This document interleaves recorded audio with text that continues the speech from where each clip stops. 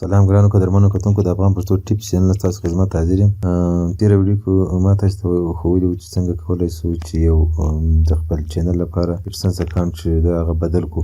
په نننۍ ویډیو کې به زه تاسو ته د دې په اړه معلومات درکوم چې څنګه کولی شو یو ډیسپرو ایډسنس چې د هغه اکټیو کېدی شي که نه. نو هغه ایډسنس ما کله د هغه لپاره چینج کړو د چینل لپاره. نو هغه ایډسنس چې د 8 ساعته وروسته هغه ته یو ایمیل استول کېږي چې ته په دې نوم باندې بل ایډسنس لري. بیا ما د دې کس نه پوښتنه وکړه چې ته خو په دې نوم باندې ایډسنس جوړ کړی وو؟ چې نه ما په دې نوم باندې خپل ایډسنس جوړ کړی او نه ما په دې ایمیل باندې کوم ایمیل چې د ایډسنس لپاره موږ ته راستول شوی دی چې په دې نوم تا ایډسنس جوړ کړی، نه ما په دې ایمیل باندې ایډسنس جوړ کړی. بیا د دې مشکل حل کولو دپاره زه تاسو دا ویډیو جوړوم. نو که تاسو داسې مشکل سره مخ شئ نو تاسو بیا هېڅکله کوشش ونه کړئ چې خپل همدا چینل بیا له همدې ډیسپرو ایډسنس سره وصل کړئ. لکه تېره ویډیو کې ما تاسو ته ویلي وو کېدای شي ستاسو چینل مونیټایزیشن د ډېر وخت لپاره ډیسیبل شي، د هغه بیرته فعاله کول ډېر مشکل کار ده. لکه تاسو ځینې زیاتې ویډیوګانې په یوټیوب کې لیدلې وي، هغوی کې ویل شوي چې تاسو کله چې تاسو دا مشکل جوړ شي نو تاسو د پیمنټ پروفایل ته ورشئ. د ایډسنس کوم د پیمنټ پروفایل تاسو خپل نوم جوړ کړی او په هغه پروفایل کې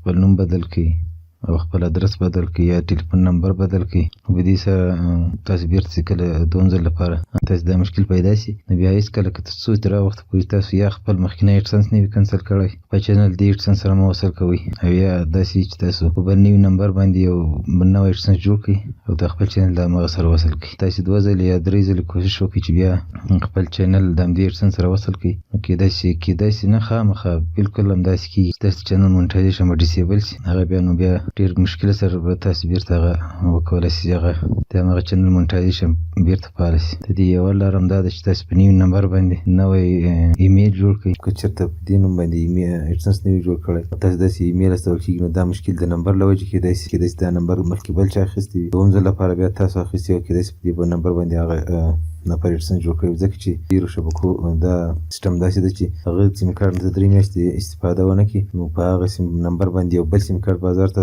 وړاندې کېږي، استول کېږي چې هغه بیا نو کوم کس واخلي او په هغه باندې ایډسنس جوړ کړي نو دا مشکل جوړېږي ځکه چې په دې باندې نمبر باندې یو ځل مخکې ایډسنس جوړ شوی. نو که تاسو سره داسې مشکل سره مخ شئ نو تاسو هغه ایمیل ته لاسرسی نه لرئ چې کوم چې د ایډسنس لپاره تاسو اساسوئ چې په دې نوم باندې یا په دې ادرس په دې ایمیل باندې ایډسنس لري. که چېرته تاسو هغه ایډسنس ته ایمیل ته لاسرسی لري خو اول دا کار وکړئ چې هغه ایډسنس ته ساین ان شئ او هغه ایډسنس ته کنسل کړئ. که تاسو نشئ کولی چې تاسو هغه ایډسنس ډیسپرو یا تاسو نشئ کولی چې هغه کنسل کړئ نو ما ته کمنټ وکړئ، زه به دغه طریقه تاسو ته وښیم چې څنګه کولی شئ یو ډیسپرو ایډسنس کنسل کړو.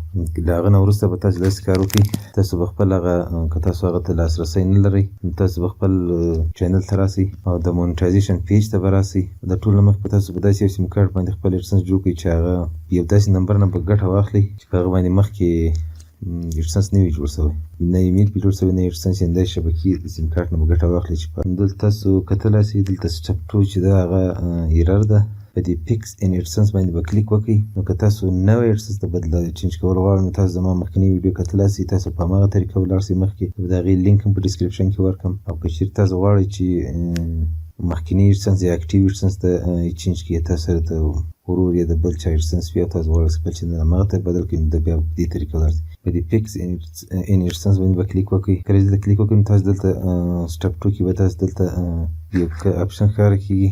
نو کله چې دلته تاسو کلیک وکړئ تاسو ته به بیا ویل کېږي چې تاسو چېرته مخکې ایډسنس لرئ او غواړئ چې هغه ته یې چینج کړئ نو تاسو ته به دلته yes I have an existing account نو په دې باندې به کلیک وکړئ. که نه لرئ او تاسو غواړئ چې نوی ایډسنس جوړ کړئ نو نو I don't have an existing account نو تاسو په دې باندې کلیک وکړئ. کله چې تاسو کنټینیو باندې کلیک کړئ تاسو ته به هغه ایمیلونه ښکاره شي. که تېره ویډیو کې چې ما تاسو ته ویلي وو په کوم باندې چې تاسو مخکینی ایډسنس لرئ که تاسو مخکینی ته یې چینج کوئ او که نوی ایډسنس نه چینج کوئ نو تاسو ته به داسې ایمیلونه ښکاره شي. نو کله چې تاسو په دې ایمیل باندې کلیک وکړئ په کوم باندې چې تاسو ایډسنس لرئ نو تاسو ته بیا اکسپټ اسوسیشن باندې به کلیک وکړئ. تاسو چینل یو آر ایل به په دې ځای کې راغلی وي، یو ویبسایټ یو ویبسایټ دلته که یا د یو آر ایل سره لیکلي نو تاسو به اکسپټ اسوسیشن باندې به کلیک وکړئ. کله چې دلته کلیک وکړئ نو ستاسو چې لږ انتظار وکړئ ستاسو هغه ایډسنس کې به ریډایرکټ لیکل شوی وي. نو کله چې څو ثانیې انتظار وکړئ نو هغه وروسته تاسو بیرته ریډایرکټ شئ د مونیټایزیشن پیج ته. که ستاسو چینل نه وي مونیټایز یا تاسو چینل واچ ټیم په دې وخت کمپلیټ کړی وي نو تاسو چینل به ریویو ته ولاړ شئ. او که ستاسو چینل مونیټایز وي چې تاسو سره دا مشکل جوړ شوی نو تاسو چینل به فوراً مونیټایز شي. نو دا به زموږ نوی ویډیو تر بلې ویډیو پورې ما ته اجازت راکړئ. د الله